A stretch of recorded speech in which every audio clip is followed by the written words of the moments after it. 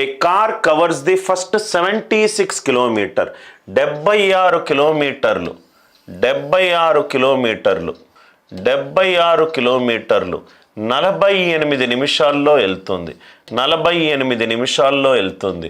And మిగిలింది 45 కిలోమీటర్లు, మిగిలింది 45 కిలోమీటర్లు 40 నిమిషాల్లో వెళ్తుంది, 40 నిమిషాల్లో వెళ్తుంది. మనకేం కావాలి?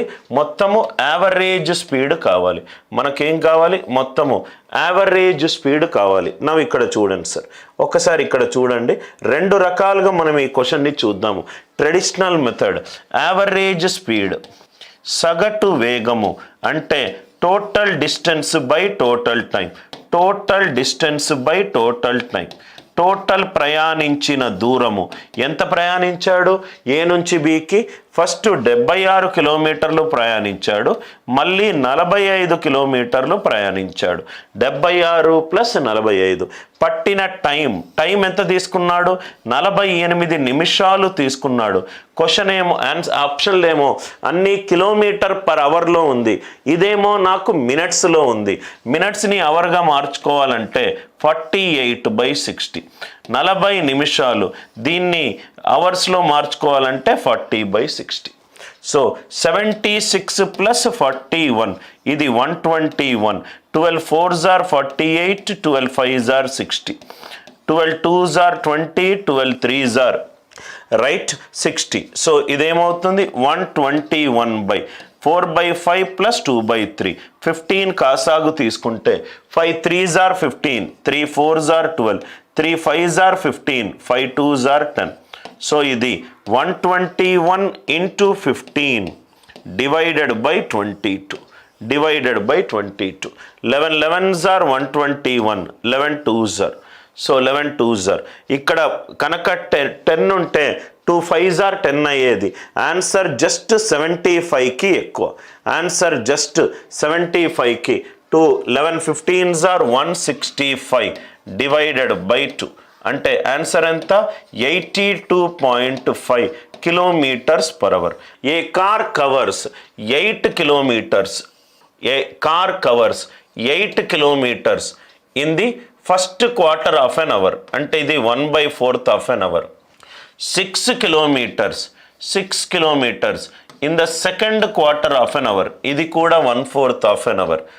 16 kilometres in the third quarter, 1/4 of an hour, 1/4 of an hour. మనకేం కావాలి? యావరేజ్ స్పీడ్ కావాలి.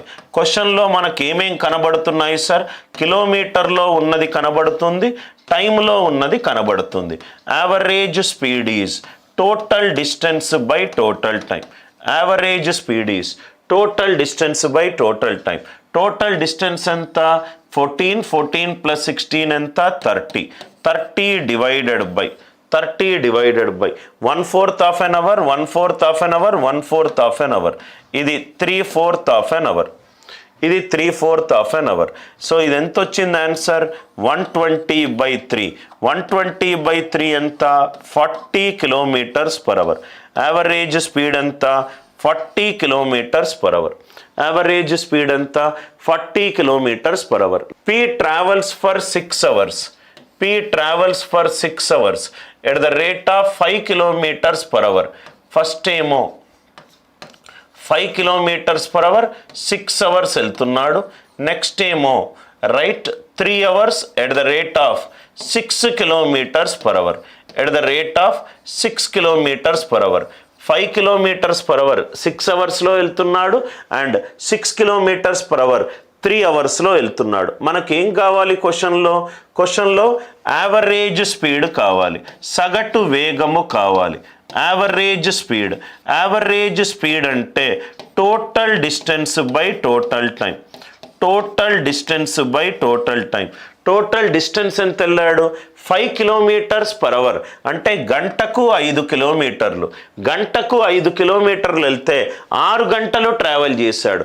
గంటకు 5 కిలోమీటర్లు 6 గంటలు అంటే మొత్తం 30 కిలోమీటర్లు వెళ్ళాడు.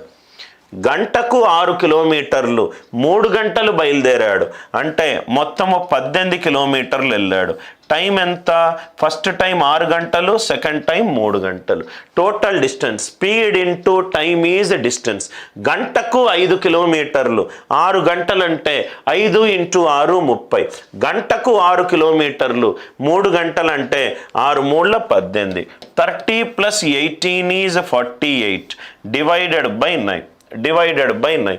ఇక్కడ మీరు 48/9. అదే ఇది 45 కనుక ఉండుంటే 9 5s are 45. 48 45 కంటే ఎక్కువ 5 పాయింట్ సంథింగ్ ఉండాలి ఆన్సర్. ఇది కాదు, ఇది కాదు, ఇది కాదు. సో కాబట్టి ఆన్సర్ ఎంత? 5 1/3.